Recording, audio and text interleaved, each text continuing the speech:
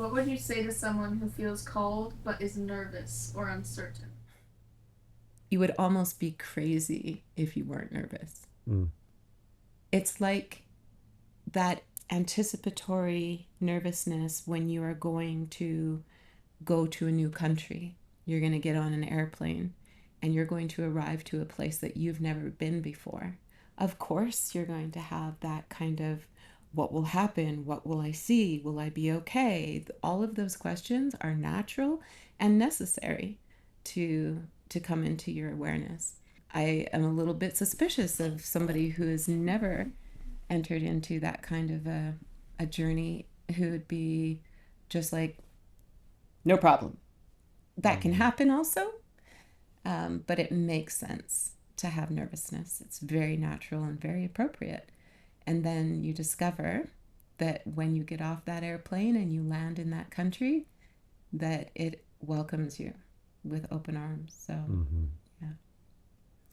Yeah, it can be uncomfortable, the process leading up to a ceremony, during a ceremony, after a ceremony. There's stages of being uncomfortable and feeling things falling away.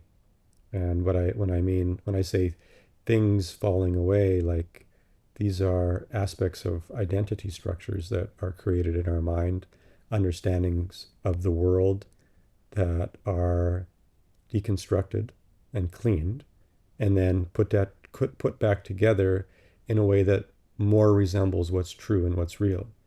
And so that can be confronting, but that is healing. Healing is becoming more aligned with what's real and what's true.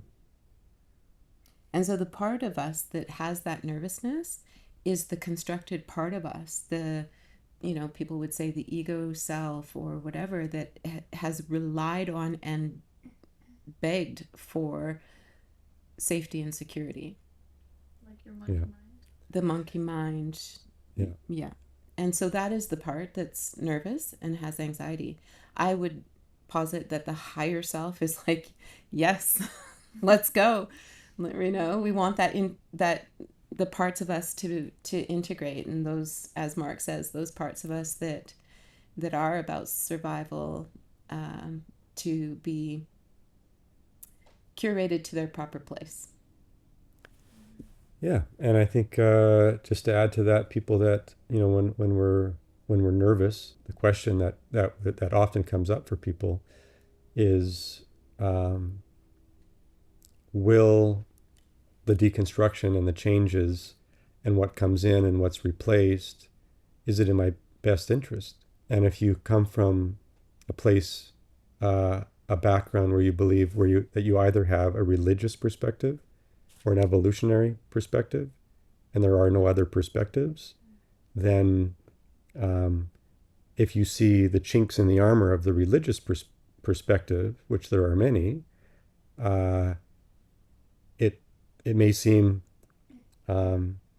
irreconcilable that there isn't a path that is beneficial by surrendering, because you're surrendering the thing that on some level has gotten you this far, even though you're suffering, even though the patterns are coming up, and that this is not the best way to be living a life.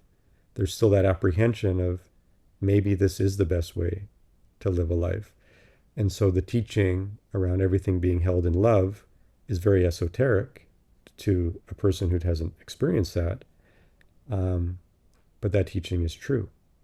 And so taking a step towards the fear, to letting go of the things that aren't serving us, if we somehow can tether and understand that what lies on the other side of this experience through ayahuasca and through creation, because ayahuasca is aligned with the love of God.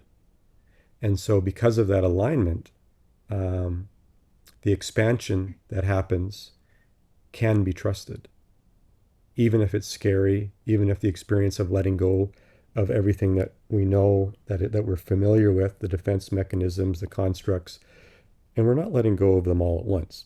It takes time. Like, there are baby steps, and when we're in ceremony, our higher self is is facilitating the ceremony just as much as anybody else. We are in control, even though the I has no control. It's all about relinquishing that control to something bigger, which includes our higher self.